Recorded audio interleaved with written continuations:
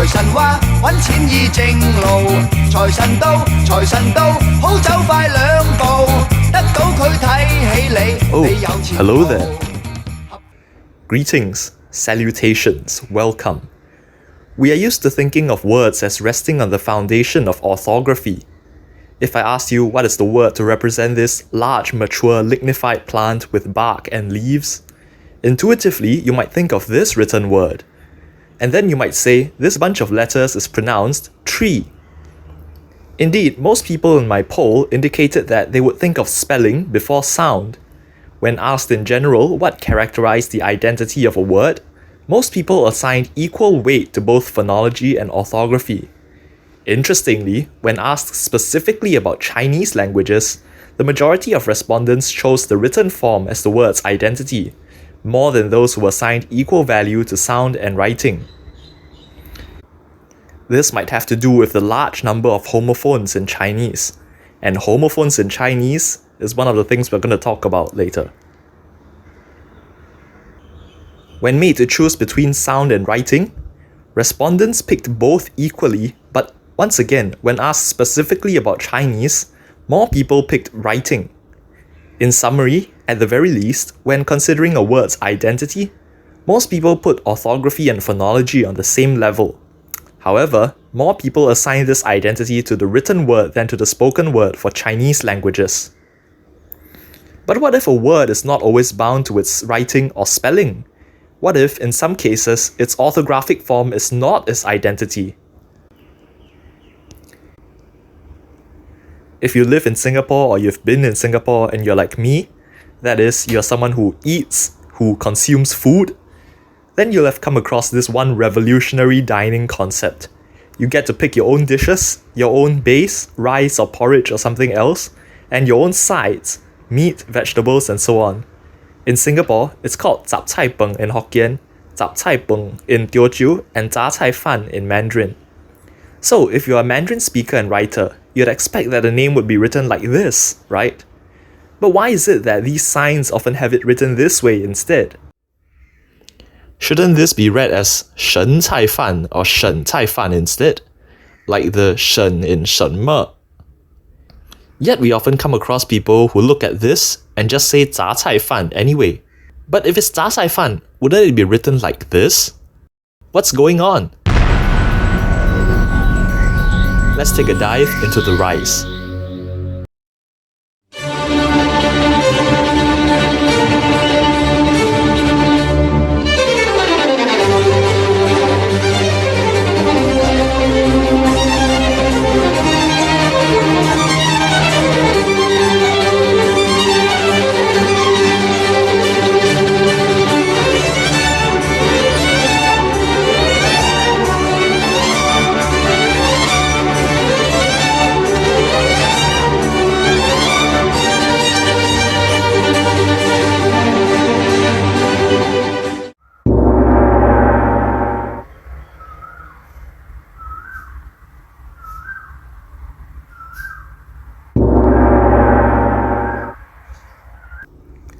Economy rice, economical rice, mixed vegetable rice, mixed rice, it goes by many names.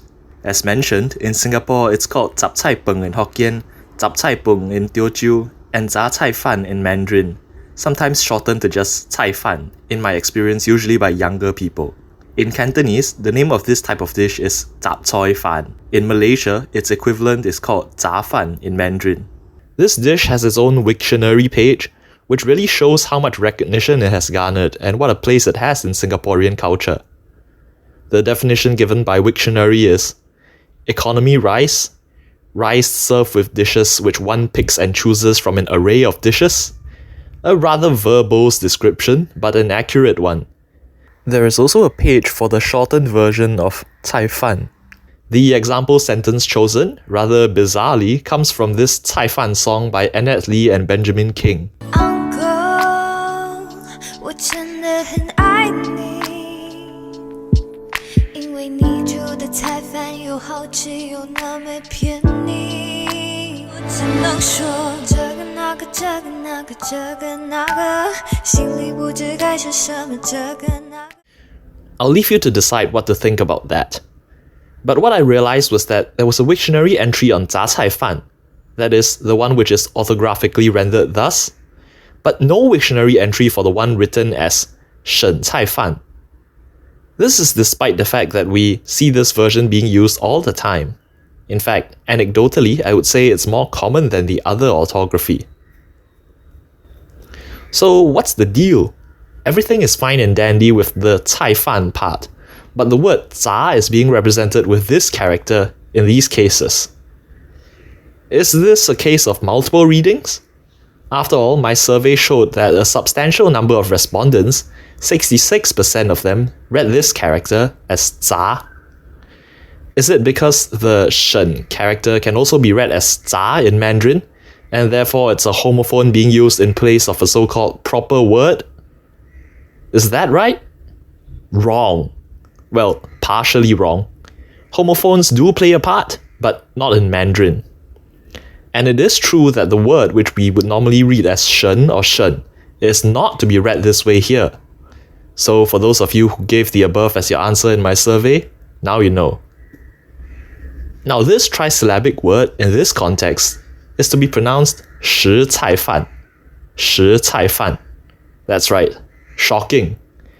Indeed, some people who did my survey actually got it right. But, we seem to have drifted even further away from where we started. I mean, what's going on with this 食 here? Is it not 杂? Well, if we look in the dictionary, we can see why this 食 is being used here.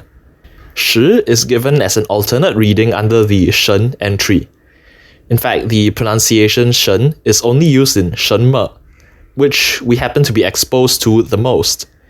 But its original pronunciation, given in the 反切 system in Guangyun, is actually 是是切. That coheres with the modern pronunciation of 食. Now, under the 食 entry, we get its meanings elucidated. One meaning is just a unit of 10, but it's this one that we're interested in, 多种的, 杂样的, which translates to multifarious and miscellaneous or assorted. It makes sense in the context of the array of food that 菜饭 consists of, and the dictionary gives some examples of disyllabic words including the word 食. 食物, 食件, and 加食, meaning, respectively, assorted items, more assorted items, sometimes used to refer to organs of poultry, and finally, even more assorted items, specifically household sundries. It is not too far-fetched to extend this to include vegetables and rice as well, which is how we got 食菜饭. In fact, under the entry there is 食锦, which originally meant a fabric made with many materials, but by extension means a dish made by putting together many types of ingredients. If you are a Cantonese speaker, you might find it more familiar if I say it in Cantonese. Sap gam, as in sap gam hor fan. You've probably heard of that even if you're not a Cantonese speaker. We even see this term 什锦 being used in some mixed vegetable rice stalls as the translation for the dish. Here, it is rendered 什锦饭菜 instead of the usual term written as 食菜饭. The reason some of the other characters look different is because of the traditional script 繁体字 being used in this sign. We'll talk about that probably in a future video. Now, despite the orthographic ubiquity of 食菜饭in stall names, the Singapore Mandarin database only has a 杂菜饭 article, and at no point acknowledges the existence of 食菜饭. Now, in this case, it's not surprising given that this is a site run under the Speak Mandarin campaign, and is, after all, about Mandarin. So it is correct in reflecting the fact that very few people actually say 食菜饭 in spoken language in reality. Still, this orthography does pop up occasionally in print media, but seems to have stopped by the 2000s. Ones like these don't really count because they are just lists of establishment names, but they do show the divergence between common usage and the prescribed language of newspapers. Indeed, there seems to be some kind of internal memo telling all writers of Chinese media to stick to 杂菜饭. It pervades book publications and news articles. Again, that makes sense, because, for example, in this case, this article is written to be read in Mandarin, and that is what the dish is called in Mandarin. But something strange lurks in the background of this article. You can actually see that the shop being recommended has a sign with the word 食 instead of 杂 on it, despite being promoted as a 杂菜饭档 with the latter's orthography in the article. It is a pretty strange divergence. Alright, so why do so few people call it 食菜饭 in Mandarin? This is what my survey showed. Why is it that when we see this word written like this, indicative of 食菜饭, we just say 杂菜饭 instead? This is where the homophone business comes in.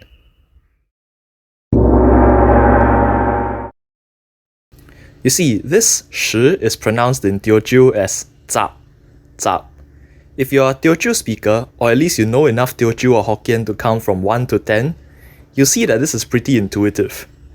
How do you say 10 in Teochew or Hokkien? 雜. 有情有义是11个，无情无义是就干那数。The 食 component here, meaning 10, has a phonosemantic, that is, sound and meaning value, functioning in the larger logograph 食. Loosely speaking, this hints that the word is pronounced in a way similar to the component 食. In this case, in Mandarin, from 食 meaning 10, we get an identically pronounced 食 meaning assorted. In Teochew, from 杂 meaning 10, we likewise get 杂 meaning assorted. I know that based on some interpretations, 说文解字 considers this a 会意字, a compound ideograph, because indeed the original meaning of the word is a group of 10 people as a unit. But I'm talking about it this way because of the phonetic correspondence that is clearly present between 食 and 食, even as far back as Old Chinese. Now, in Teochew, this other character, read as 杂 in Mandarin, meaning miscellaneous, mixed, is also pronounced 杂. So this 杂 and that 杂 are homophones in Teochew, although not in Mandarin. Additionally, this homophony was imported into Hokkien, the lingua franca of Singaporean Chinese in the past. Anecdotally, I know that many Hokkien speakers will look at signs like these and say 杂菜飯. However, in Hokkien, this character should actually be pronounced sip in this context. But because of the intermingling of languages, I surmise that there was what I call a reflex or conversion mix-up, where Teochew 杂 was converted to a Hokkien 杂 sound without modification. This was perhaps done by analogy from the correspondence of the pronunciations of this character, which in Teochew is 杂, and is basically identical in Hokkien, read as 杂. The appearance of the character helps explain another route by which it created a tendency for Hokkien speakers to pronounce it as 杂. As we have seen, it has the character for 10 as a component.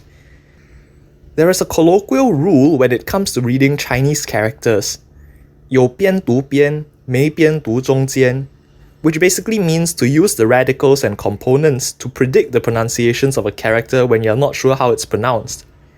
This comes from the experience with phonosemantic characters, which have been explained earlier, that make up 90% of all Chinese characters.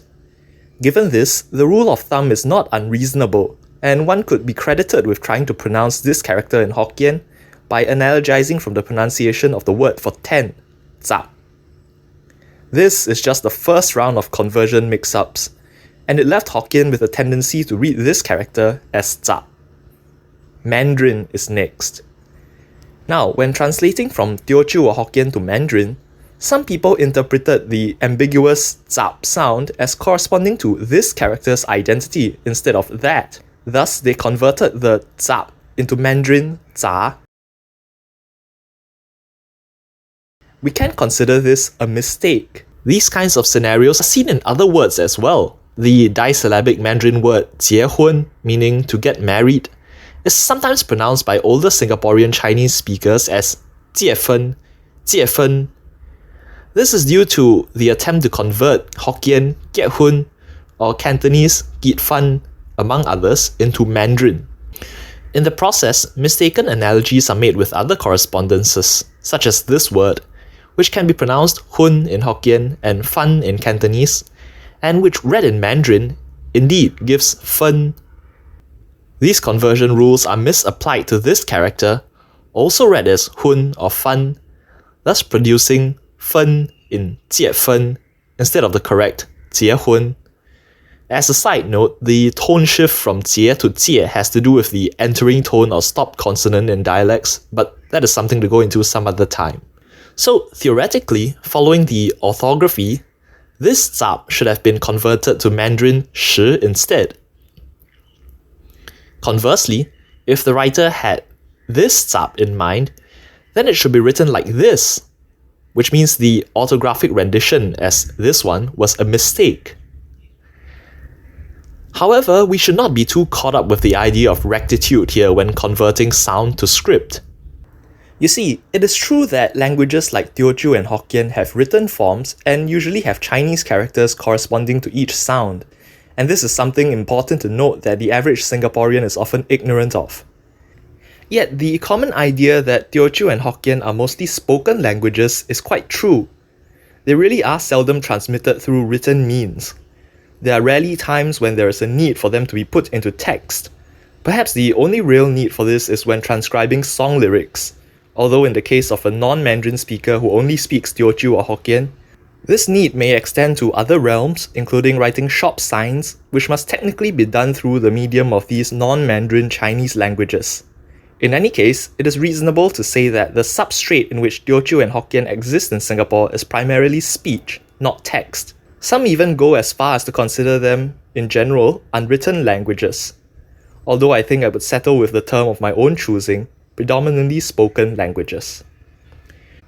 Due to the medium which Teochew and Hokkien inhabit, we cannot be too quick to say that the conversion from speech to text was a mistake. Just earlier, I posited that when translating this word from Teochew or Hokkien to Mandarin, there was ambiguity regarding which character the 杂 sound referred to. But as we will see, that may not even be the most accurate characterization. There might not even have been either of these characters that speakers of the past appealed to when making the conversion. This has to do with the fact that most people were illiterate at that time and did not have orthographic representations of words in their mind, despite my respondents in the present day assigning writing such a high value in terms of a word's identity. You see, although there are indeed orthographic representations of both cases of 杂, and we happen to know them, when a Teochew speaker of the past simply said 杂, it is not necessary that they were calling a specific Chinese character to mind. This may be a bit hard for us to grasp because we are so used to written language with standardized forms. But for predominantly spoken languages like Teochew, the fact that the semantic unit has a sonic value attached to it does not entail that in the mind of a speaker, there is a particular unique graphic representation bound to it as well. To add on to this, with the cai fan dish having its roots in a time when not everyone was literate, and most were in fact illiterate, we really have to approach the very idea of a word differently. To do this, let's venture across the globe to pay Shakespeare a visit.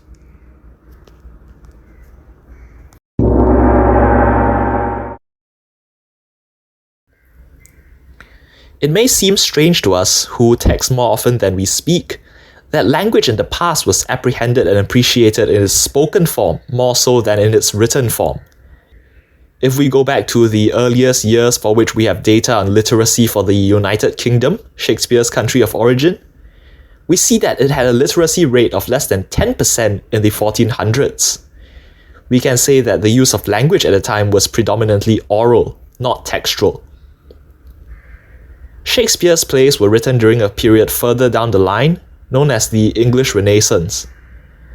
This was part of an artistic and cultural movement spanning roughly from the 15th to 16th centuries. It had spread from the Pan-European Renaissance started in Florence, Italy, supported by the patronage of the Medici family. Though the English Renaissance was a period of intellectual flourishing and literacy rates increased greatly, even by the time of Shakespeare's active years, we see still that less than 50% of the population of the UK was literate. What this means is that the audience of a Shakespeare play would be entertained through the sounds uttered by actors rather than the invocation of any graphemic representation playing a key role. However, as literature students would know, the subject is often taught as though each play were primarily a text. As the professor of theatre Laura Lodewyk says in her paper, Look with Thine Ears, Puns, Wordplay and Original Pronunciations in Performance, it is common practice in scholarship to decode a text through attentive reading and analysis. This misses the point of the works in many ways. Firstly, it forgets that they are dramas written to be performed by actors on stage who can be heard and seen, not read and analytically excoriated by the audience. Secondly, and uniquely for a play of Shakespeare's era and before, it neglects the way in which language was primarily appreciated then, orally instead of textually. As Lodewyk continues, many argue that Elizabethans were uniquely attuned to listening, and that the practice of reading aloud and reciting verse developed acute inner ears that could appreciate sonic effects which are lost on moderns. Elizabethan oral sensitivity led to delight in wordplay of all kinds, repartee, double entendre, puns, and quibbles. In all likelihood, the culture of words in early modern England held a more intimate relation to an oral tradition of language than we enjoy today. Helga Kirkeritz, in his discussion of Shakespeare's use of homophones, also says, undue consideration of the graphic symbol is apt to colour the interpretation of the phonetic unit behind that symbol. Since Shakespeare wrote solely for the theatre goer, the exclusive appeal of his diction was oral. It is true that more people became literate by the time of Shakespeare, but Lodewyk notes, even when textualized in the act of setting words down on the page, words are accepted differently today than they were in the 16th century. For instance, spelling in the early modern sense refers to the act of reading, and not of our familiar definition of a single correct way in which to compose the letters of a word. In being sensitized to listening to language, it is likely that the audience of Shakespeare's time possessed a different appreciation of individual words in the context of the production. Words were predominantly associated with sound instead of text. Therefore, the understanding of Shakespearean puns can be made even more nuanced. There are many cases of wordplay in Shakespeare's works which we would analyze as homophonic puns, exploiting the fact that there are words which sound alike but have different meanings. For example, the famous soliloquy by the Duke of Gloucester in Shakespeare's Richard III. Now is the winter of our discontent made glorious summer by this son of York, and all the clouds that lowered upon our house in the deep bosom of the ocean buried. An analysis today might pick at the pun on the words sun and sun, where the imagery of the brilliant celestial body is the thing that is equated, ironically, with the person of King Edward IV. This is an example of modern analysis taken from a kind of site that many students pay pilgrimage to, called poem analysis. Here is another one from Interesting Literature, and another one from phrases.org.uk. Now, let me ask you a question. Did Shakespeare use sun as a pun on sun, or sun as a pun on sun? It's not a trick question. 3, 2, 1. Well, it seems like the huge solar object is the answer, right? Most of us now would look at these excerpts and think, well, the word sun that is used in the text here is spelled S-U-N, easily identifiable as the one referring to the astronomical object. That word is primary. The sense of child or descendant is held by a separate word, son, spelled S-O-N, which is only secondarily invoked by the homophony with the former word. But wait, some editions have the word spelled S-O-N instead. Let's take a look at another student pilgrimage site, SparkNotes. The Folger digital text also has it like this. In fact, here's an earlier edition of the play from the first folio. Look at this. The word is spelled S-O-N. So which was it? S-U-N or S-O-N? The answer is neither. Let's go back to an even earlier text from 1597, the first quarto. It was written this way in 1597, S-O-N-N-E. If we take a look at this Middle English dictionary, recording written text from the era just before Shakespeare's period of early modern English, we can examine the spelling conventions, if they can be called conventions, of the time. We find that S-O-N-N-E was a spelling of sun, the celestial object. Oh, so this must have persisted until Shakespeare's time, and he was referring primarily to the celestial object. That's the answer, right? But wait! S-O-N-N-E was also a spelling of son, meaning child or descendant. In truth, English words up till that period did not have standardized spellings. Spelling, or even writing of any kind, when we really think about it, is a peculiar invention. While we know that every society that has ever been studied has featured complex spoken language systems, it is only a proper subset of these societies which developed writing, which is thought to have emerged only around 3 distinct times. Of the over 7,000 languages in the world, only a portion have writing systems, around 3,661 according to a 2015 count. While speech comes naturally, writing is a later creation. In his book, The Language Instinct, the cognitive scientist Steven Pinker makes this point by quoting Charles Darwin. As one of the founders of the noble science of philology observes, language is an art, like brewing or baking. But writing would have been a better simile. It certainly is not a true instinct, for every language has to be learned. It differs, however, widely from all ordinary arts, for man has an instinctive tendency to speak, as we see in the babble of our young children, while no child has an instinctive tendency to brew, bake, or write. So it was with English. English, which is now so often thought of as a formal and official language, was seen as a low-prestige vernacular during the era of Norman occupation, when French and Latin were the high-prestige languages. Variations in English spelling were the greatest among the 3 languages. In fact, for a long time, the very notion of a standardized spelling did not even exist, and words could be spelt almost according to a writer's whim. English spelling gained some consistency, but in a haphazard manner only from about the 14th century onwards, when writers like Geoffrey Chaucer adopted it as their language of writing.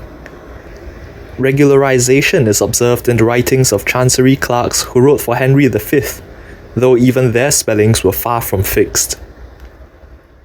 When William Caxton introduced the printing press into England around the year 1476, spelling consistency was thrown into further disarray. Printers like him helped to fix the written word before writers and teachers of English had reached a consensus. English owes some of its chaotic and exasperating spelling conventions to them. To add to the chaos, the Belgian assistants helping him set up his business also spoke no English. Additionally, typesetters were paid by the line and had the incentive to insert extra letters to earn more. Even while writing was gradually being regularized, a multiplicity of mutations continued. Each printing house operated by selecting from the current spellings of a given word the one that the master printer favored and adopting it as the office style. We can say that sound was still the standard as opposed to rigid text. A whole slew of spellings flip-flopped like prata throughout the centuries. Just to return to the sun-sun conundrum, we see that in the 13th century, S-O-N-N-E was used to mean the thing in the sky by some writers. Yet by the time of the King James Bible of 1611, the word meaning child or descendant was also spelled this way, S-O-N-N-E, by some writers. In between those periods, we see what would be decidedly objectionable to modern eyes, S-U-N being used to refer to child or descendant, and S-O-N being used to refer to the astronomical object. Again, though with the Renaissance, regularization was underway, it was by no means complete.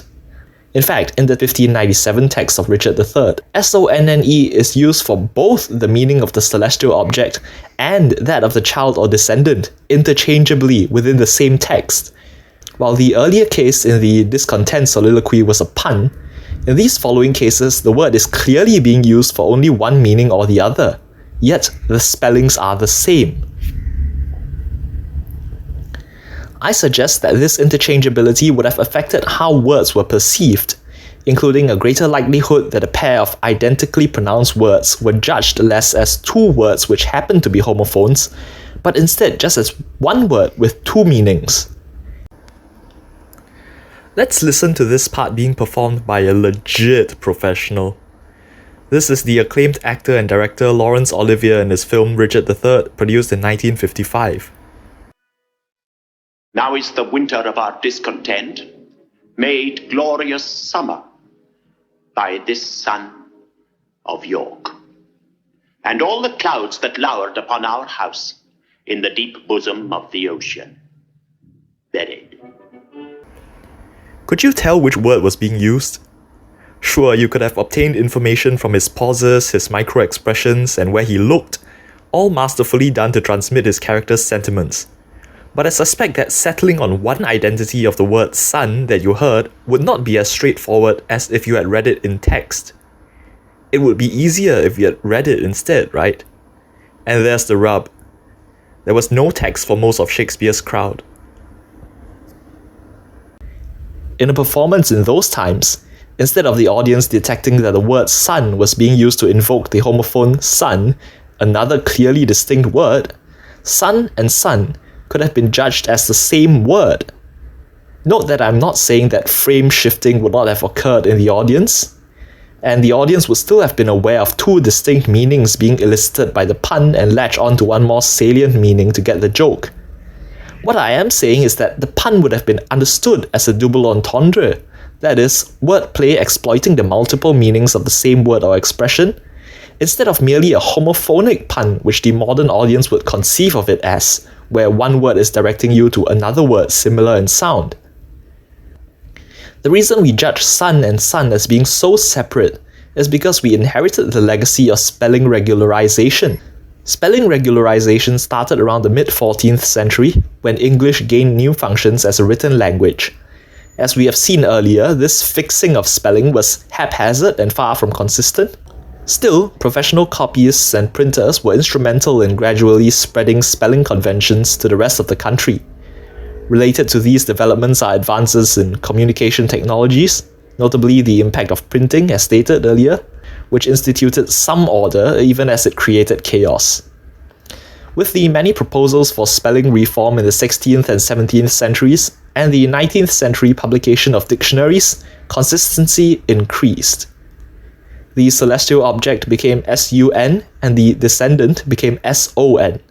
What I wish to emphasize is not simply that in this particular case the words sun and sun were standardized with different spellings instead of a single spelling that could represent either concept, and therefore we now perceive them as different words. That's not the point. The point is that the word wouldn't even have been written or read by most people back then, before widespread literacy. The fact that sonne could be used to refer to both concepts is just an incidental manifestation of the treatment of both words as practically the same on the basis of sound. And the reason for that is that sound is all that most people had to go on for their judgments. Even the scribes who wrote down the lines I quoted earlier relied on sound more than text, as the earlier excerpt from Lodowick clarified, because despite their individual literacy, in the larger environment, language was tied to sound more than text.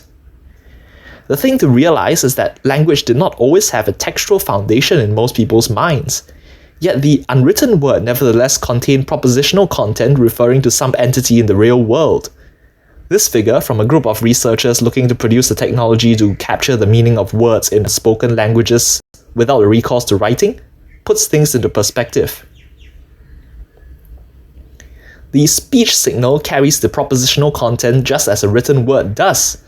And just as written words can exist independently of speech and still make sense, as we see in the decipherment of the abjatic Egyptian hieroglyphics without knowing exactly how to read them, Spoken words could survive and transmit information without orthographic forms being known or existing at all. But with their spoken nature, these words brought with them unique qualities. Among them was the characteristic of greater fluidity and more on-the-spot processing for its listeners. As Lodewyk says, incidental or alternative meanings that we may now ascribe to a word as a result of a careful etymological analysis were more likely to have been appreciated in the passing moment of listening.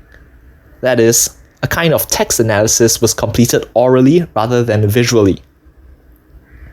As Wyman spoke of Shakespeare's work, even when deeply indebted to the humanist poetics of inscribed language, these plays remain close to a culture of voices, a civilization of oral signs and practical privileges where blindness itself, and the unliterary spectator, could be told to look with thine ears.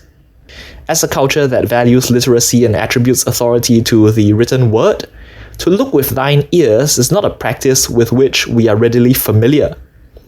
To an audience such as ourselves, it is difficult to effectively communicate the ambiguous double-meaning phrase or pun as a semantic crossroads or contextual switcher, as Patricia Parker puts it. Given that the modern audience is relatively unsophisticated in listening for wordplay in comparison to an early modern audience.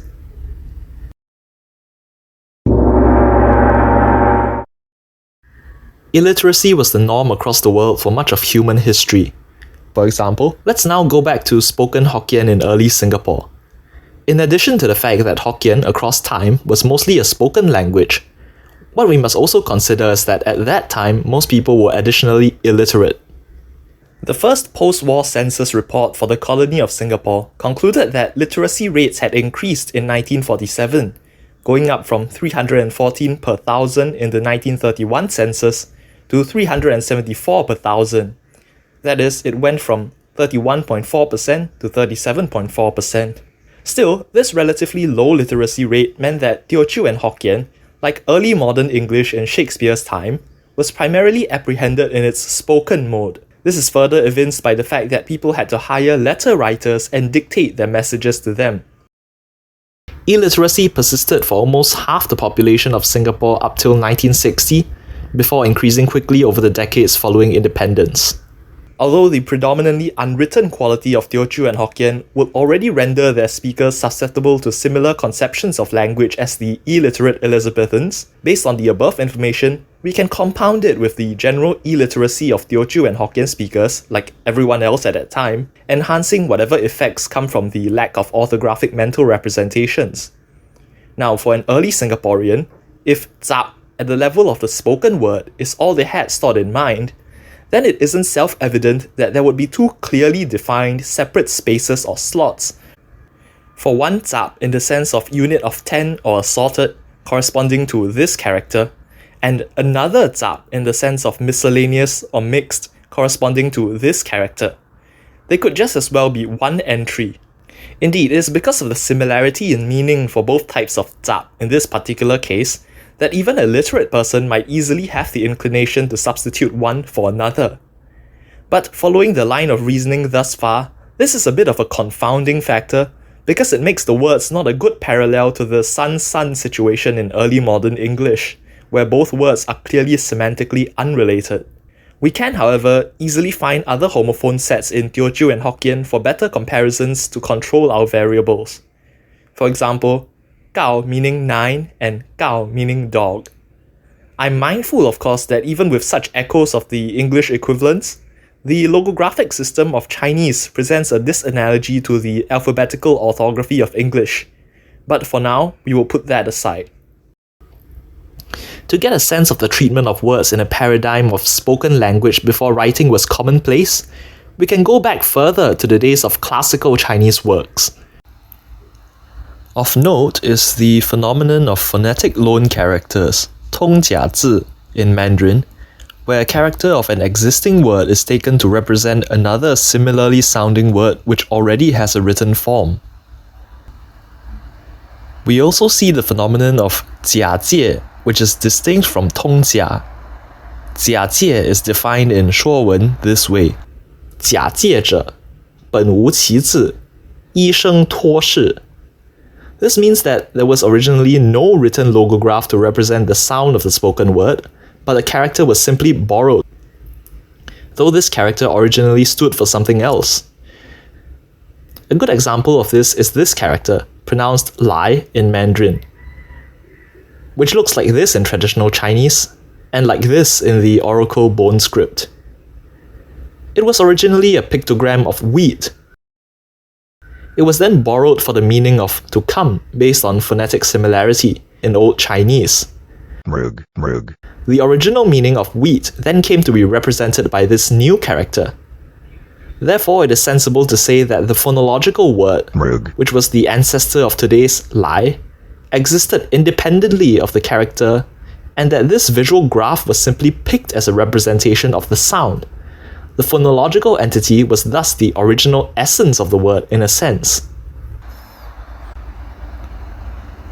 Let's look at some classic works. In the Confucian Analects, 论语, for example, we have passages such as this. 子曰：由诲汝知之乎？知之为知之，不知为不知，是智也。 Because this is the Singapore Dialects channel, let me read it in Cantonese too. 子曰：由诲於知之乎？知之為知之，不知為不知，是知也。 Here, this character, which to the modern reader would be read as 女 and refer to woman, was used to represent 汝, meaning the second person pronoun you, which would be written today like this. Incidentally, the 汝 character is still used to represent the Hokkien and Teochew word which is still used as a second person pronoun to this day. At the same time, however, the former character was also used to refer to woman in the same work. This shows the looseness of orthography even for the literate students of Confucius at a time when spoken language was primary. In this sort of speech-based paradigm, where characters are picked when a representation is required, rather than being the core of the word's identity, things get rather interesting. And what applies to spoken and written language before the rise in literacy also applies to predominantly spoken languages still extant today. For the purposes of my argument, I will shift between diachronic and synchronic comparisons, that is, analyses across time in the same language, and at this point in time but across speaker groups, respectively. This is because, as I have said, there is an equivalence between illiterate speakers of spoken and written languages and speakers of predominantly unwritten languages. What is worth positing is this. The ontology of homophones in a spoken language differs from that in a spoken and written language. In the former case, instead of two separate words with the same phonetic value, they may well be judged as one word that is perhaps suitably called polylexemic, taking on more than one distinct meaning that would be worth listing as separate head words in a dictionary. I avoid using the term polysemous here because that implies that the meanings of the words are related etymologically. I know that I have stepped into shaky territory here because I have implied that a word can be more than one lexeme. Can it? Some people might just throw that out the window, defenestrate it, and give some standard definitions of homonyms as counter-evidence. But just to preempt that, let me say I disagree. I will defer this argument to the next part. But first, to disagree properly, we must further refine our notion of what a word is. Of course, I've also done a sacrilegious thing by just touching upon what a word might or might not be. I have dared to talk about the concept of a word. Believe it or not, there is no one agreed upon definition in linguistics for what a word actually is. Here's one candidate. A word is a basic element of language that carries meaning, can be used on its own, and is uninterruptible. Okay, but is that sufficient to cover all ground? Clearly not. What I'm interested in here is not how we should ideally apprehend a word, but ways in which people could conceive of it. Despite this, things remain complicated. As described in Words in the Mind, everybody thinks they know what a word is, but the matter which seems so simple is in fact enormously problematical. I'm not even dealing with the issues of polysynthetic languages, the alleged number of Eskimo words for snow and all that. Instead, we can just start from English. Here's a problem that lexicographers have long had to deal with when making dictionary entries. Are two identically pronounced, identically written sequences of letters always the same word? Perhaps we can say something trivially true, that if they share one identical meaning as well, then yes, they are just the same word. But what if they share a similar meaning but behave differently syntactically, like fish, the noun, and fish, the verb? In this case, they can be traced back to one definition diachronically. Perhaps then they are just one polysemous word, that is, one word with many meanings. Therefore, they can be listed under one head word, as some dictionaries do. Conversely, if there are two separate meanings which, by accident, ended up being referred to by words that sound alike, that is, they are homophonic, and are written the same way, that is, they are homographic, then these words are called homonyms. These are often listed as separate head words in dictionaries.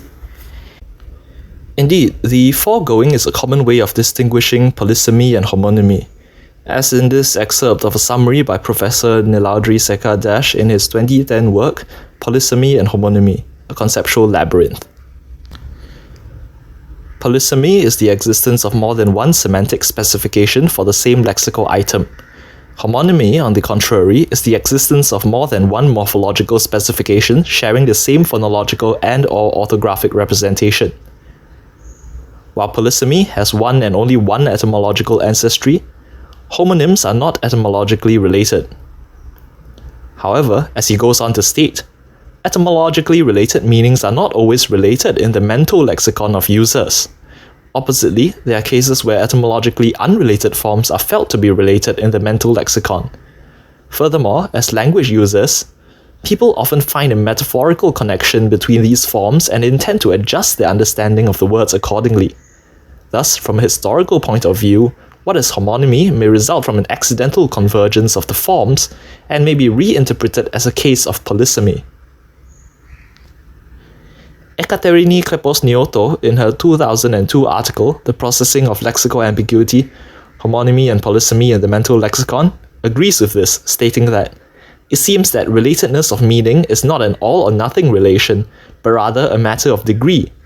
In a large number of cases, there does not seem to be an agreement among native speakers as to whether the meanings of the words are related. So it seems that there's not a clear dichotomy between homonymy and polysemy, but rather a continuum of pure homonymy to pure polysemy. Given this, I would have liked to make the bold claim that in predominantly spoken languages like Teochew and Hokkien, or English before literacy was widespread, homophones behaved mentally more like polysemes than multiple words which happen to have the same sound, that is, homophones. But I think that I'm going way out of my depth in positing that, nor have I found evidence to support the claim in this strong form. I think I will hazard a conjecture that is more conservative by using less implicatory terms. In fact, I will first engage in an extreme form of hedging. I will first consider the above point not even in a linguistic frame, but in a meta-linguistic frame. Let us begin with lexicography. I may be flogging a dead horse here, but to support my disagreement for the view that a word cannot be multiple lexemes, let us here clarify the notion of a word. We can turn to a method of categorization laid out in the book What is Morphology? By Mark Aronoff and Christian Fuderman. A phonological word is defined as a string of sounds that behaves as a unit for certain kinds of phonological processes. We can take a look at one of the examples shown. Dog, a noun meaning a canine. Dog, a noun meaning a hooked or U-shaped device used for gripping heavy objects. Dog, a verb meaning to follow closely and persistently. These three words sound alike. They are tokens of the same phonological word. Semantically, the meanings of 11a and 11c are related, and that of 11b is not. Despite the semantic relatedness of 11a and 11c, however, all three tokens can be said to have distinct meanings. When we want to distinguish among phonologically similar forms on the basis of their different meanings, as in 11, we call each a separate lexeme. A lexeme is a word with a specific sound and a specific meaning. Now, a lexeme, by common definition, is an abstract unit to which word forms are related through inflection. Importantly for this discussion, it has a certain semantic value and belongs to a particular syntactic category. The three dogs here have different meanings, and the third dog is in a different syntactic category, despite their identical phonetic value. We can thus comfortably say that a phonological word can be equivalent to more than one lexeme. Let's see how dictionaries deal with these homographic homophones. Oxford Languages, from which Google gets its definitions when you search words up, lists homonyms as separate head words in the form of lemmas numbered with superscripts. But the Cambridge Dictionary puts these lemmas as subordinate head words under a larger heading of the word. Might we then say that, even lexicographically, the latter treats homonymous words as singular entities that are polylexemic? They don't explicitly say that, but based on the method of categorization shown in the foregoing, it's worth thinking about. Let's talk about Chinese. I'm conscious of the fact that a generalization cannot be made simply from such conventions of English lexicography to another language, especially one as different as Chinese. Still, it is interesting to see how the equivalent cases are handled by a Chinese dictionary. As it turns out, in this dictionary I have here, a dictionary of current Chinese, shen is listed as a separate head word from shi. This is because Chinese dictionaries nowadays are effectively sorted phonologically based on the romanization of the word's pronunciations. Because the characters themselves are not alphabetic, the orthography does not convey information about how they sound systematically. Thus, in the lexicographic convention focusing on sound, identically written characters can be put far apart based on their differing phonetic values. This is very unlike the sorting of words by spelling in English dictionaries, where orthography is the criterion for ordering. In the latter case, words that sound different, or heterophones, might be close to each other by dint of their similar spelling. For example, the words lead and led, which might even be one entry. Let's look at the reverse case and go on a further lexicographic tangent focusing on Chinese dictionaries. How about homophonic heterographs? If we look at this dictionary of Taiwanese Hokkien, this zap is listed as a separate head word from that zap, which makes sense because they are written differently, so the same treatment is given to them as with English homophonic heterographs. But note also that they are placed close to each other as they are homophones, despite their very different writings. This would be quite amiss in an English dictionary, akin to a situation where very differently spelt words are listed together. Once again, this is because Chinese characters are not alphabetic, and their orthography generally does not tell you about their pronunciation. Thus, for a Chinese dictionary with a lexicographic convention focusing on sound, different looking characters can be put together based on their similar phonetic values. The fact that different looking Chinese characters can have similar phonetic values bears on something else. Many of us are familiar with the idea put forth by Ferdinand de Saussure of the arbitrariness of the sign. It is summarized by Steven Pinker here. The basic principle of the word was identified by the Swiss linguist Ferdinand de Saussure more than 100 years ago when he called attention to the arbitrariness of the sign.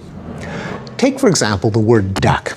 The word duck doesn't look like a duck, or walk like a duck, or quack like a duck, but I can use it to get you to think the thought of a duck because all of us, at some point in our lives, have memorized that brute force association between that sound and that meaning. In Chinese, we go a step further. Not only are the signifier and the signified related arbitrarily, it often is the case that the sign and its reading are also arbitrary. even with the phonosemantic hints mentioned earlier, the sound indications are far from perfect, as there are many characters which, in the present day and without historical context, do not conform to the 有边读边 rule. Experience with this trend would mean one could easily accept that this character is pronounced the same way as this character in Hokkien as zap, even though that is technically not the case. And that in Mandarin, many people also assume both are read in the same way. The point is that without an alphabetical writing system, there is no corrective mechanism baked into the orthography to tell you when you have gone wrong. All this also bears on the question of how Chinese words are represented in the mental lexicon, to be dealt with perhaps in the future.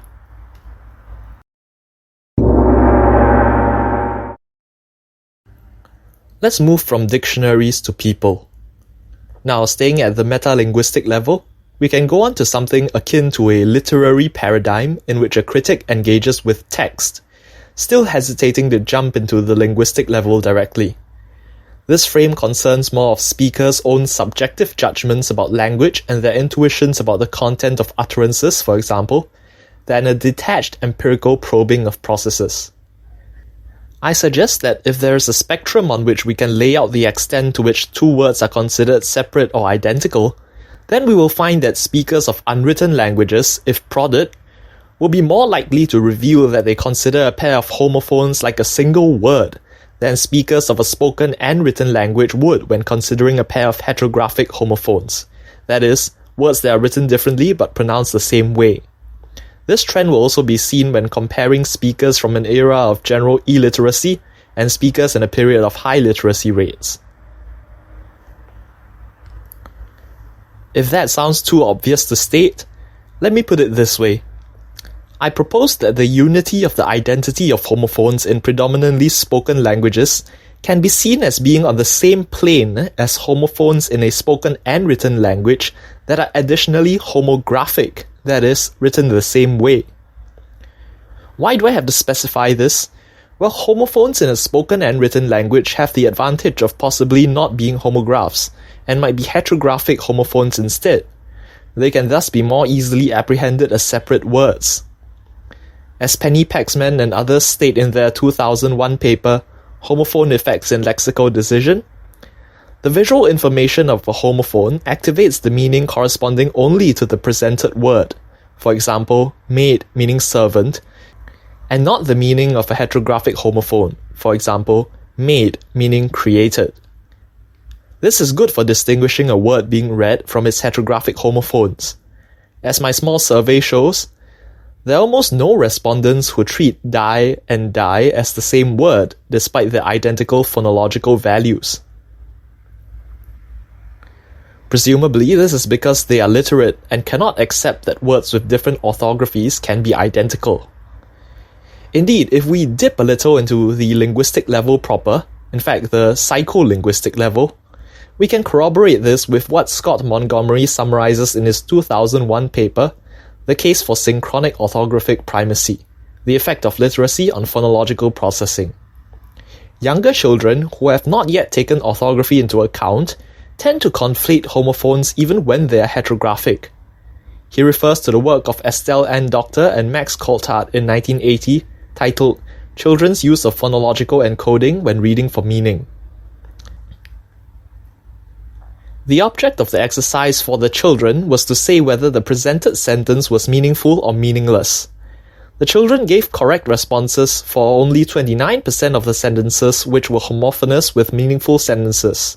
Tell me where he went, compared to nearly 92% accuracy with the sentences which were non-meaningful and not homophonous with meaningful sentences. Tell me knew he went. This shows a fundamentally different approach to this stage of reading. The visual information is secondary to the phonetic information of the word. The problem the child now faces is how to differentiate homophonous words. Obviously, the system cannot function fully and correctly using this system, as there is not a proper reference to the system which differentiates the homophones, the spelling. It is almost as though, at this stage, without graphological information, homophones are being treated as the same entity. Orthography, then, is a means by which an individual can disambiguate between homophones, rendering them the ability to differentiate two identically sounding words as separate. The new reader advances to a new level at which the orthography has gained a more prominent position in their reading. In Dr. and Coulthard's study involving the meaningful or meaningless sentences, the 6-year-old children get the pseudo-meaningful sentences wrong over 70% of the time. For the 10-year-old child, the same task has an error rate of just over 20%. The increasing use of the orthography in the reading process is the reason for this drop in errors, as the orthography in effect removes the homophony by introducing an element which differentiates the two words. That is, they have individual spellings even if the words share the same pronunciation.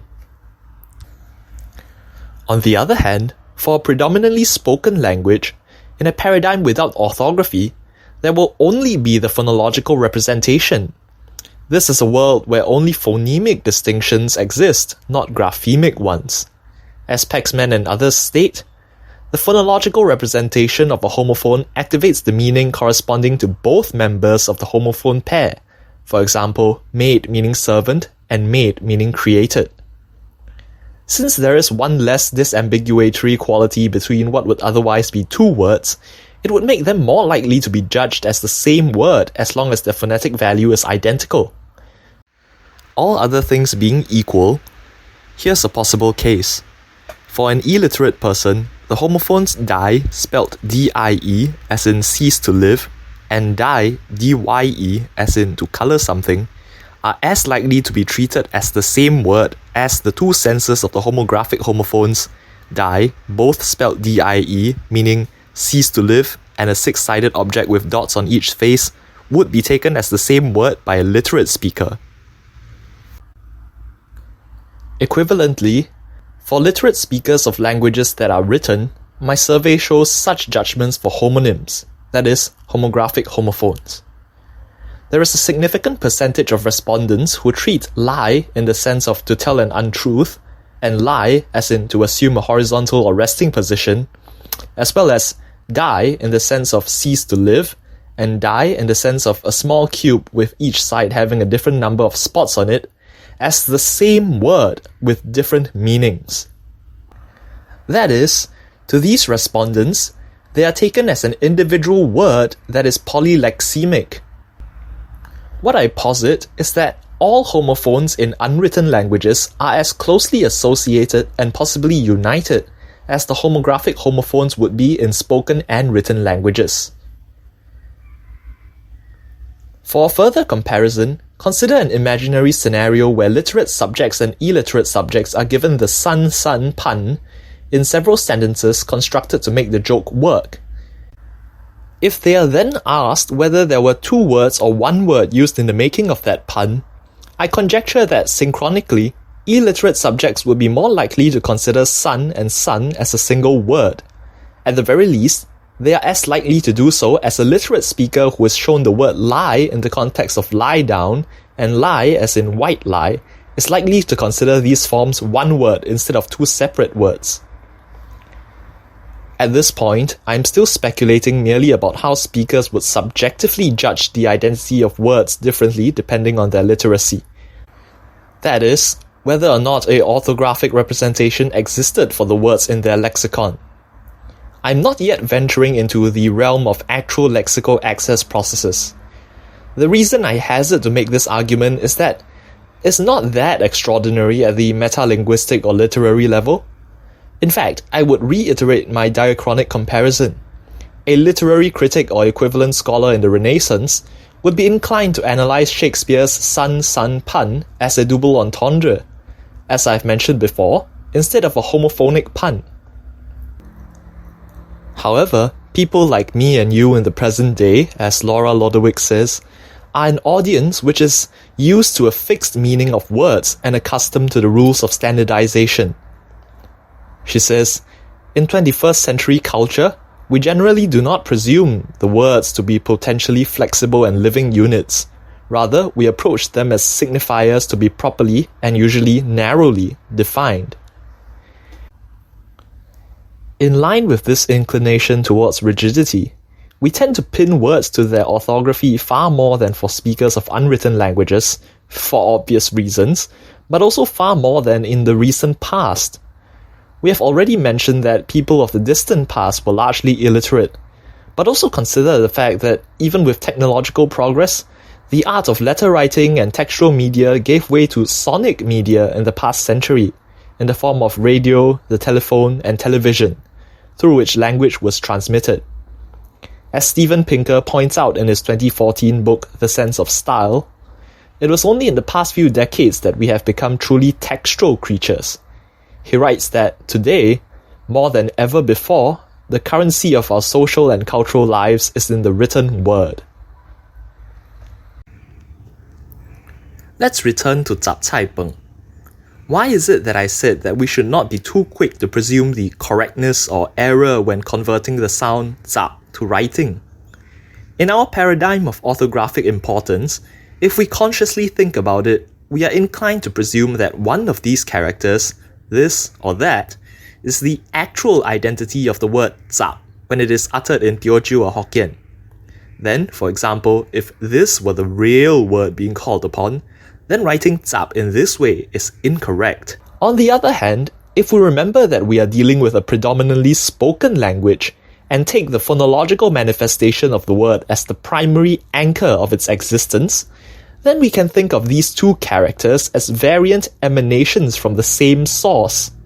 In this way, zap is neither this character nor that character, because the fundamental form of it is neither logograph, it is sonic, and it can be represented by either of them. Both choices will be legitimate, so to speak. For an individual transitioning from a spoken paradigm to the written word, both would be sensible. That would be the case for the first people who started this tradition of writing Zhap Cai Peng this way on signs. So far, despite my tedious verbosity, we have only been talking about meta-level frames of mind, just about what a person considers to be one word or otherwise, not about how data is filed in their brain at the subconscious level. I do not think that insights at this level are insignificant, however, as there are profound consequences for how a person views language in the world around them. For instance, I have come across some cries of existential confusion regarding the duality or unity of homophones or homonyms. These are akin to the two interpretations that I laid out earlier, whether homographic homophones, that is, homonyms, are separate words which happen to coincide in phonology and orthography, or they are individual words that are polylexemic. Here, an anonymous user states, "I was always told homonyms were words that sounded the same but spelled differently. Now I am told it is just one word with more than one spelling. Which is correct?" And another one asks, "Are homonyms the same word with different meanings, or are they different words that happen to look and sound the same?" As you may notice, the answers are not very helpful. To find some empirically grounded answers, let us move on to the actual linguistic level, delving into psycholinguistics as well. What kind of differences can we find at the level of lexical storage and access between literate and illiterate speakers, as well as in spoken and written versus predominantly spoken languages, regarding the unity or distinction of homonyms? Do the former group of both cases have multiple entries for heterographic homophones, while the latter group are forced to have single entries for phonologically identical sounds just because there's no orthography to distinguish them? Let's find out.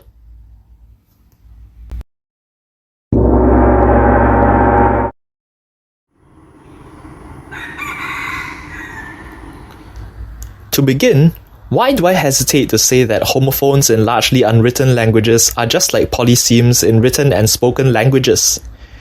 Well, there is psycholinguistic evidence to suggest that methods of lexical storage and access of homophones and polysemes are very different, and I'm not sure that orthography is the cause of this distinction such that the absence of it will lead to both classes converging.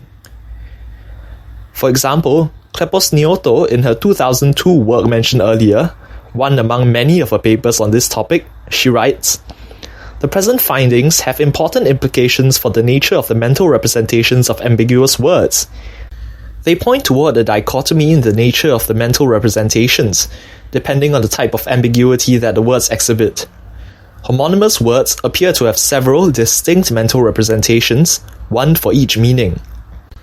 Polysemous words, on the other hand, and in particular metonyms, appear to have a single mental representation." Neurolinguistics has facts to offer too. These differences have been found at the neurophysiological level, as Klepos Nyoto and others found in their 2012 work. Not all ambiguous words are created equal, an EEG investigation of homonymy and polysemy. They write that the present findings help resolve a long-standing debate in the polysemy literature regarding the representation of polysemous words, that is, whether polysemous words are processed and represented like homonymous words. The present study corroborates the findings of two recent MEG studies in demonstrating differences at the neuronal level between homonymy and polysemy. Still, some things can be said about the difference between a word in a written and spoken language compared to one that is only or primarily spoken. When I say word here, I wish to sidestep any need for prescription of what it ought to be defined as in the context of lexicography or otherwise, but rather I will adopt a more empirical sense based on what it means to have an entry in the mental lexicon and how retrieval in different cases would vary. According to the Encyclopedia of Language and Linguistics, although the way a lexicon is organized depends on what it is designed to do, it is minimally necessary for it to have formal, phonological and graphological, morphosyntactic, lexical and morphological subcategorization, and semantic specifications. Relations are networked such that formal specifications are bidirectionally directly linked to morphosyntactic specifications, which are directly linked to semantic specifications. E.C. Dalrymple-Alford's 1975 work, Lexical Decisions with Homophones and Homonyms, refers to a tripartite division of the internal lexicon into phonological, orthographic, and semantic lexicons. Stephen Pinker summarizes a simplified model of the lexicon in this clip. In a very simplified form, an entry in the mental lexicon might look something like this. There is a symbol for the word itself. There is some kind of specification of its sound, and there's some kind of specification of its meaning. Now, when it comes to perceiving the sound of a word being uttered, the Encyclopedia of Language and Linguistics states, interestingly, that the hearer accesses the mental lexicon from the phonological or graphological form of the entry, which means that both phonological and orthographic codes can be used in word recognition for a literate listener. Indeed, D.A. Alport and Elaine Funnell, in their 1981 paper, Components of the Mental Lexicon, report that the data reject the dominance of phonological over orthographic codes in access to and from word meanings. There is more evidence that in literate listeners, orthographic forms are elicited even when receiving auditory information only. This includes Letitia Perret and Johannes Ziegler's 2008 study, Online Activation of Orthography in Spoken Word Recognition. In their introduction, they write, "When people listen to spoken words, do they activate a word's spelling? To most of us, such an idea seems absurd, because there is no obvious benefit in activating orthography when processing speech. Moreover, oral language is primary both in terms of language evolution and in the life of an individual. Many cultures do not even have a written language and yet perfectly understand and produce spoken language." They allude again to Pinker's idea of the instinct to speak but not the instinct to write, as well as to the existence of non-written or predominantly spoken languages like English in Shakespeare's time and Hokkien across time, where speakers are nevertheless able to speak intelligibly and listeners are able to comprehend what they hear. Yet the researchers continue, despite these arguments, there is accumulating evidence that orthography influences spoken language. They summarize some past findings related to this issue. Seidenberg and Tannenhaus showed that rhyme judgments for spoken words were delayed when rhyming stimuli were orthographically dissimilar, pi-rai versus pi-tai. Similarly, when asked to count the number of phonemes in a spoken word, people tend to count more sounds in pitch than in rich, because of the extra T in the spelling PITCH. Most strikingly, people who have never learned an alphabetic code find it very difficult to do basic metaphonological tasks, such as deleting the first phoneme of a spoken word. Furthermore, they state, when people make auditory lexical decisions, they are slower when spoken words are orthographically inconsistent, that is, when their rhyme can be spelt in multiple ways. Similarly, lexical decisions are faster when spoken words have many orthographic neighbours, that is, words that are orthographically similar to the target word. This effect is absent in pre-readers and emerges as children learn to read. Finally, phonological priming in spoken word recognition is stronger when primes and targets share both orthography and phonology than when they share phonology only. This can be interpreted as strong evidence of orthographic influence in lexical access. Still, the authors remark that, although the above studies suggest that literacy effects on spoken word recognition are real and ubiquitous, most psycholinguists would still argue that such effects are post-lexical and/or decisional. According to this position, orthography would not affect online word recognition, but a later occurring decision stage. This means, I think, that orthography might only come into play at a metalinguistic level, where a subject thinks to themselves, what written form is there which matches this sound? In order to give a response to the task. This is a weaker assertion, so to speak, than that orthography is activated at or around the point of reception. The authors of this paper therefore adopted the use of event-related brain potentials to track the online activation of orthography in spoken word recognition. The researchers manipulated the orthographic consistency of which a spoken word's phonology mapped onto its spelling. The stimulus set consisted of 96 monosyllabic French words and 96 non-words. The words were selected according to their sound spelling consistency. A word was inconsistent if its phonology had multiple potential spellings. For example, leaf, as in leaf, beef, chief, etc. 24 words were fully consistent. For example, lune, moon, pronounced lune, which only has one possible spelling. 24 words served as fillers.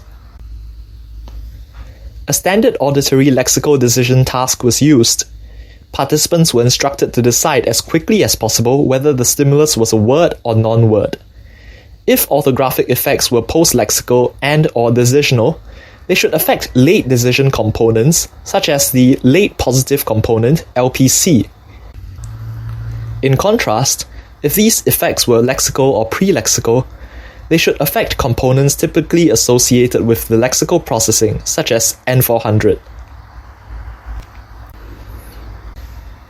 As it turns out, what the results showed was that orthography affects the way the brain processes spoken words. There were pre-lexical and lexical ERP differences between orthographically consistent and inconsistent words. The earliest ERP differences between consistent and inconsistent words was obtained at around 320 milliseconds. That is, long before the end of the word, which was around 600 milliseconds on average. The precocity of the consistency effect seems to rule out a late post-lexical and/or decisional locus of the orthography effect. The most striking finding of the study was the fact that the ERP differences between consistent and inconsistent words were time-locked to the arrival of the orthographic inconsistency in a spoken word. This temporal synchronization provides the strongest evidence available so far that orthographic information is computed online as we listen to spoken words. The researchers go on to add, the present data highlight the importance of linking reading development and spoken language processing. When children learn to read, associations form between left fusiform gyrus in charge of processing orthographic information and more anterior language areas. Once children are competent readers, the processing of visual and spoken language is tightly linked through a network that binds the orthographic and phonological aspects of words. Partial activation of the network will activate the entire network, a process sometimes referred to as ignition of a neural assembly. This is the sort of processing which applies to individuals with both phonological and graphological components in their lexis. In analogy, When a spoken word is presented, the orthographic parts of the neural assembly will begin to fire. Therefore, once reading is acquired, spoken word processing might no longer be the same. The results suggest that multiple codes are automatically accessed in word recognition, not just the phonological, but the graphological.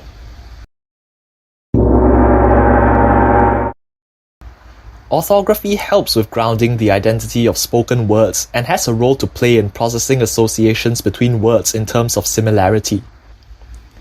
E.C. Dalrymple-Alford, in his Lexical Decisions with Homophones and Homonyms, revealed the role of orthography in distinguishing word identities. In the study, the author wrote, "Homophones, that is, non-homographic, were considered to be obvious candidates for multiple entries in the internal lexicon. If homonyms, that is, homographic homophones, too have multiple entries, they should be equivalent to homophones in the lexical decision task when the stimuli are in the auditory mode. On the other hand, if homonyms have single entries, they should be indistinguishable from words with single meanings." The results were somewhat unexpected. They showed that lexical decisions regarding whether a presented oral stimulus was a word or non-word were made at the same speed for both controls and homonyms, that is, homophones which were homographic also. Heterographic homophones, however, elicited faster responses. The writer reflected that, if we conclude from the response times that homophonic variants have separate entries in the internal lexicon, we ought also to conclude that there is a single entry for each homonym. That is, if the heterographic homophones are distinctly listed, then it should follow that the homographic homophones are also treated this way. But that is not the case. As the text continues, why homophones should have a status different to homonyms is not immediately clear. The distinction does not exist for illiterate persons, and may not be more than a matter of spelling conventions in the case of literate ones. Such considerations motivate one to seek an explanation of the present results that allows the possibility that the multiple meanings of a homonym are represented in the internal lexicon in the same way as the different meanings of a set of mutually homophonic words. That is to say, that we should seek an explanation which accommodates the separate storage of homographic homophones in the same way that heterographic homophones are shelved as distinct entities. Now, the idea of separate entries for homographic homophones, as evinced by the lack of difference in response times between homographic homophones and control words, may seem antagonistic to my thesis laid out above. It shows that the former has just as many distinct entries as any other heterophonic heterograph, that is, virtually any other given word. It seems contrary to my conjecture that even at the linguistic or psycholinguistic level, there is some sense in which homographic homophones are treated as one phonological word that is polylexemic, whatever that means, and further, that this degree of unity is what I expect to find in the case of homophones for the illiterate or speakers of predominantly unwritten languages. If there isn't even a unity of homographic homophones in literate speakers, then isn't it just a trivially true parallel to compare them to homophones in largely unwritten languages? Indeed, it would mean that homophones in spoken languages are just the same as any other word in storage. So what now? Now, I don't think the tension between these two views is that great. At least it is not destructive. Firstly, the treatment of homographic homophones as single words is supported by my survey, even if only a minority of respondents have that in their metalinguistic frame. At the very least, I can say that this treatment exists at the metalinguistic level. Secondly, the organization of the internal lexicon of the mind has not been conclusively established till this day. There is much to flesh out in that respect to account for the discrepancy. Thirdly, with regards to the idea of unity or disunity at the psycholinguistic level, I believe that the evidence at present, however tentative, indeed largely points to the independent storage of homophones, even homographic ones. I grant this to be accurate, but it does not make my point meaningless. Let's first look at the evidence for the storage of homophones as distinct entries. This view is supported by, among others, a 2009 paper by Fernando Cuetos and others regarding the frequency effect, that is, the increased ease of retrieving a word from the internal lexicon due to frequent use. The authors concern themselves with this effect on homophones. They write of their findings. It is specifically the frequency of each individual meaning that determines the ease of lexical access in language production. This implies that the frequency effect has its locus at the level at which the different members of a homophone set are distinguished from each other, and a word's grammatical properties, grammatical class, grammatical gender, etc., are specified. This conclusion is consistent with at least two types of model of the lexicon. One type of model consists of those models that assume A. that there is only a single lexical layer mediating between a word's meaning and its phonological content, and B. that the members of a homophone set are represented as fully independent, frequency-sensitive lexical nodes. The other type of model consists of those that assume two lexical layers, but locate the frequency effect at the lemma level, where the members of a homophone set are distinguished. Our findings are not consistent with those two-layer models that A. assume that homophones share a lexical representation, the lexeme level, and B. locate the frequency effect at that level of lexical access. This is also seen in a recent paper by Polly Barr and others in 2022, To Be or Not to Be, the effects of orthography and bilingualism on spoken homophone production, looking at the methodologies of previous studies. The conclusion argued against the theory where homophone word form representations are shared. I think Dalrymple-Alford's suggestion to account for the results is still consistent with current psycholinguistic evidence. He proposes that if there is a tripartite division of the internal lexicon into phonological, orthographic, and semantic lexicons, the results of these experiments could be attributed to the use of the orthographic lexicon alone. If performance proceeded by accessing the orthographic lexicon, the homophonic stimuli would have an advantage over the homonymic and control stimuli, for the first would have more entries in that lexicon. So why do I say that the tension between the views is not destructive? Given what we know, in what sense can we still claim that, to a literate speaker of a written language, a homophone that is also homographic is treated the same way as a homophone is by an illiterate speaker or speaker of a largely unwritten language? Well, I suspect that if the latter group was subjected to the same experiments as the former group in Dalrymple-Alford's work, then they will not have the faster response advantage for heterographic homophones. This is because the oral stimulus would not cascade into any orthographic forms such that multiple entries in the lexicon would be activated, summing up to a stronger signal for a word, and thus leading to a quicker discrimination of a word from a non-word. It is in this sense that homophones have a single entry in the mind of an illiterate speaker or speaker of an unwritten language. I suppose it would be possible to test out this hypothesis by going back to early Singapore and having two groups of subjects, illiterate speakers of Hokkien and literate speakers of Hokkien. We play stimuli to them and ask them to discern if what they heard was a word or a non-word. If we play the monosyllabic gao, would the illiterate speakers have no advantage in response times while the literate speakers respond faster than for controls because they have the logographs gao meaning 9 and gao meaning dog activated in the orthographic lexicon? It can still be done now, even with the generally high literacy levels in Singapore, if we pick some words in Hokkien whose written form is obscure, as many are for those who do not know Hokkien can even be written. We can then teach one group the character corresponding to the sound while hiding it from the control group. Would such heterographic homophone speed advantages be found? Would it be that the orthographically aware group is better characterized as having multiple separate entries compared to the uninitiated group? I don't know, but I'd like to find out.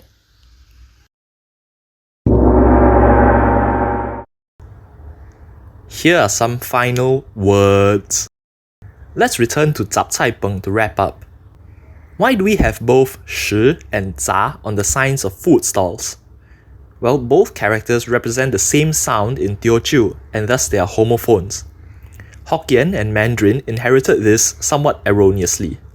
We can also speculate that what happened here was that in a paradigm without orthographic primacy, the phonological word was freely mapped onto either this or that orthographic form when the signs were commissioned. With the Speak Mandarin campaign beginning in 1979, greater numbers of Singaporean Chinese began speaking Mandarin instead of Hokkien, the former lingua franca. In converting from Teochew or Hokkien to Mandarin, the reflex of the pronunciation of this character was generally chosen, giving 杂 instead of 神 or 时. If we presume that 时 was the real source word, then this is a conversion error which led to a mistaken cementing of a different orthographic form. However, it is possible that speakers just did not know of the 时 pronunciation and were influenced by the pronunciation of 杂菜饭, coming from speakers who might have had this character in mind instead. Or perhaps they had no character in mind. As we will now be able to appreciate, the latter case is certainly possible for speakers with Teochew or Hokkien, languages which are still often considered to be unwritable, as their most familiar tongue, even if they are speaking in Mandarin. If no Teochew or Hokkien character existed for the conversion, there would be a blank in the process. Then, in one way or another, this 杂 character could have been summoned for the conversion. And as we will now apprehend, the word could be bound more to its sound than its symbol, and thus there is nothing wrong with converting 杂 in Hokkien or Teochew to 杂 in Mandarin, nor anything right about it either, since there is no one character to pin the sound to rigidly, and thus no one rule for conversion. This is just as the words sun and sun were more likely to be treated as just one word with one identity based on its sound. However, with the increase of literacy in Singapore and the rising importance of written forms, the 杂 graph has generally been the identity of the word that is called upon when speaking in Mandarin. Newspapers use this character and not its alternative, cementing the notion that this is the real identity of the word. Despite this, establishments, even new ones, continue to use the 时 version in their signs. Some Singaporeans have therefore begun to associate this character with the sound 杂. This is what my survey showed. It is also noted in this mysterious blogspot page whose only reason for existence is to document the phenomenon that I have just gone through. At the same time, it is noteworthy that the multifunction Chinese character database reveals that in Cantonese, 杂 is a variant pronunciation of 扫 when the character is used in a disyllabic word 杂mat. The expected Mandarin reflex of this would include 杂. Indeed, Wiktionary does acknowledge that this is a variant of that 杂. On the other hand, there are those who analogize from 什么 and read the word as 省菜饭.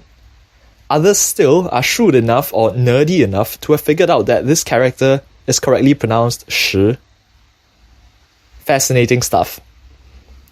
I hope you enjoyed this video as much as I labored in making it. Stay tuned for more delicious edification. Remember to do the necessary, like and subscribe, and think about interesting things. 感謝大家，多謝各位。